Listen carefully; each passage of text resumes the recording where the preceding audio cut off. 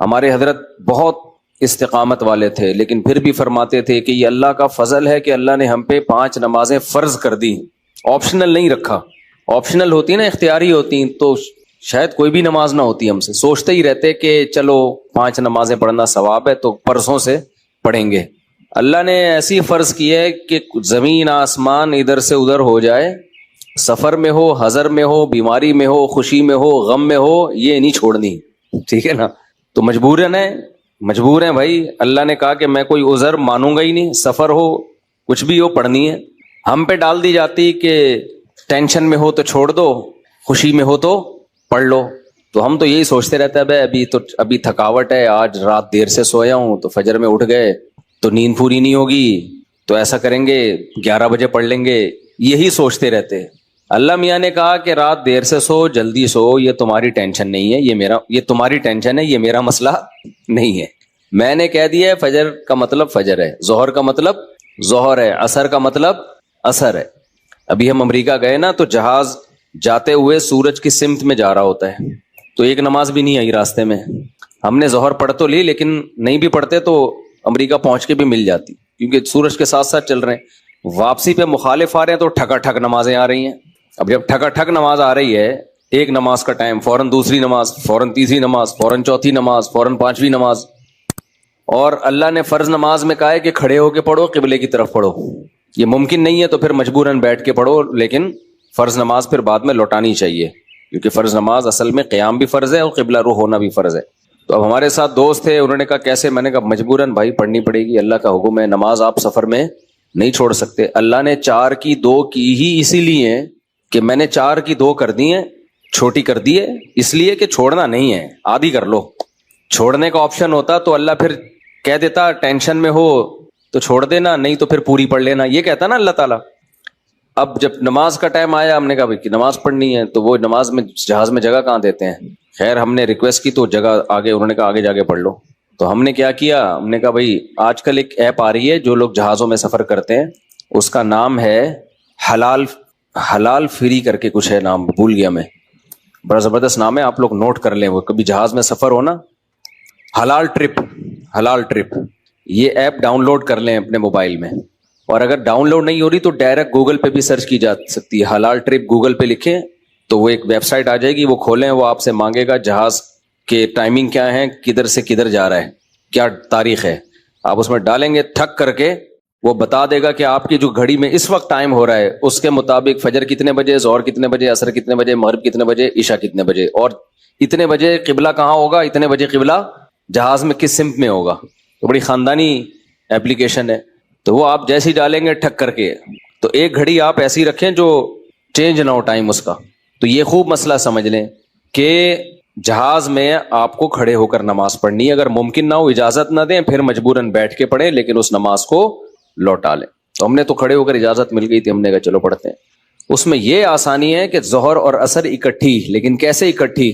اس طرح سے اکٹھی کہ ہم نے دیکھا کہ ظہر کا ٹائم ختم ہو رہا ہے، فرض کریں 5 بجے ختم ہو رہا ہے، اور عصر کا ٹائم 5 بجے شروع ہو رہا ہے۔ تو ہم نے کیا کیا، وضو کر لیا، کیونکہ جہاز کے واش روم میں وضو کرنا بھی آسان کام نہیں ہے، تمیز سے وضو کیا کرو، وہاں پہ ایسا کیچڑ نہ کر دو کہ وہ بولیں نمازیوں پہ پابندی لگا دیں، اس میں وضو تمیز سے، پانی نہ گرے۔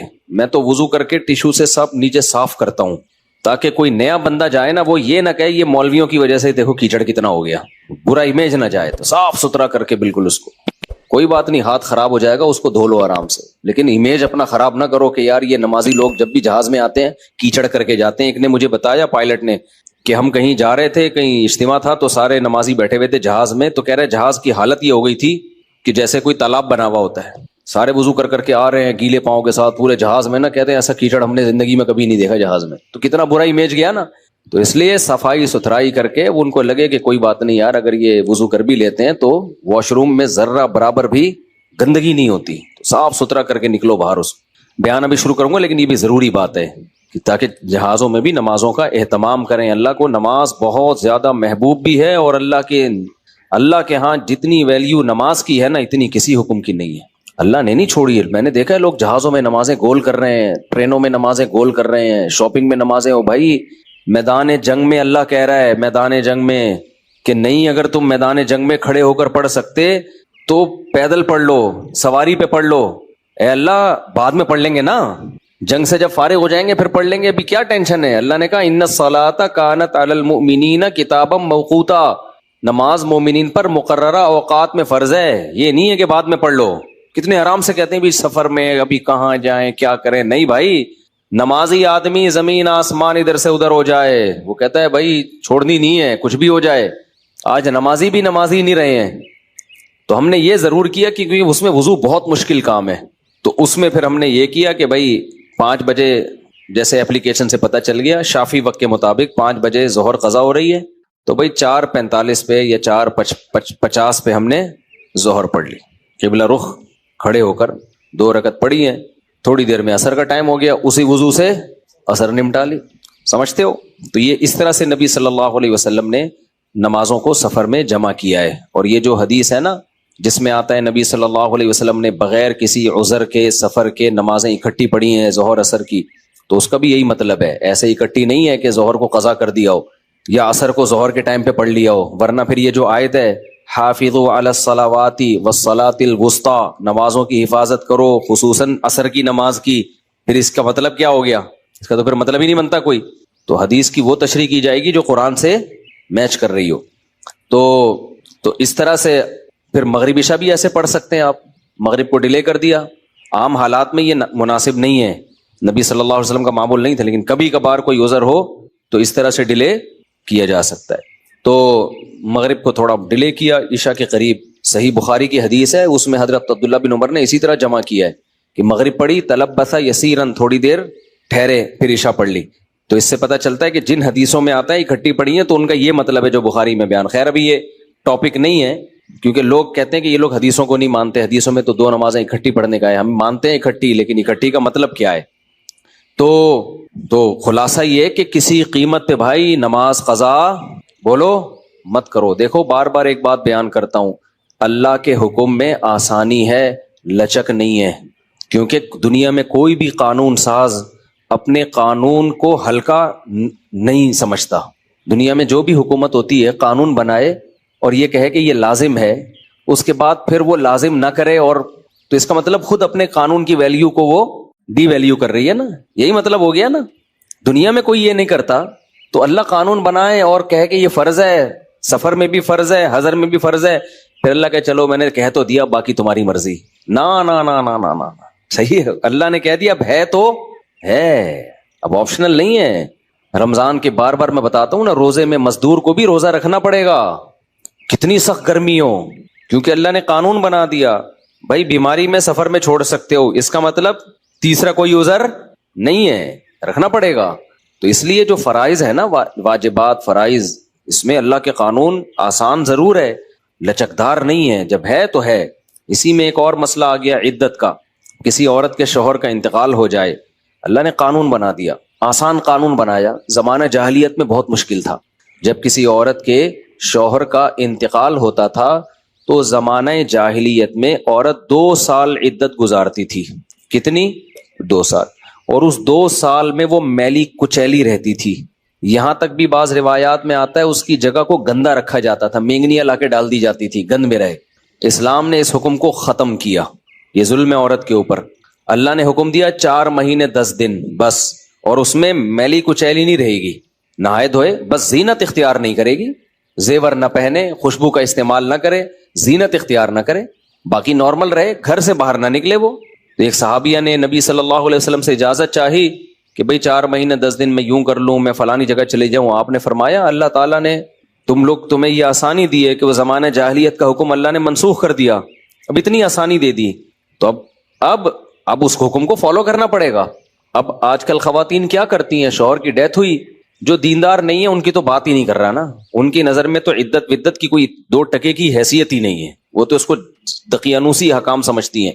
لیکن جو دیندار ہیں وہ بھی بھائی, وہ ڈیتھ ہوئی, شوہر کا چہرہ دیکھنے کے لیے جا رہی ہیں ہسپتال, پھر وہ فلانے کے کام سے جانا ہے تو آج فلانے کے کام سے جانا ہے, تو آج یوں کرنا ہے, آج یہ کرنا ہے, یہ فلانے پورشن میں چلی جاتی ہوں, ماموں کے گھر جا کے عدت گزار لیتی ہوں. بھائی اللہ تعالیٰ نے جو عدت کے حکام دیے ہیں, شوہر کی ڈیتھ ہوتے ہی عورت کی عدت بولو شروع. اور عدت میں 2 کام لازمی ہیں, گھر سے نہیں نکلنا ہے, زینت اختیار نہیں کرنی. اب اس میں لوگ ہمیں تنگ کرتے ہیں، یار وہ چہرہ دیکھنے جانا چاہتی ہے ہاسپٹل میں، بھائی شوہر کو گھر لے آؤ، اگر بیوی نے اپنے شوہر کو دیکھنا ہے میت کو گھر لے آؤ، عورت نہیں روڈ پہ آ سکتی، جنازے کی چارپائی کے پیچھے پیچھے جا رہی ہوتی ہے گھر سے باہر نکل کے، پھر اللہ کو غضب آئے گا، جب میں نے ایک آرڈر دے دیا ہے اس کو ہلکا کیوں لے رہے ہو؟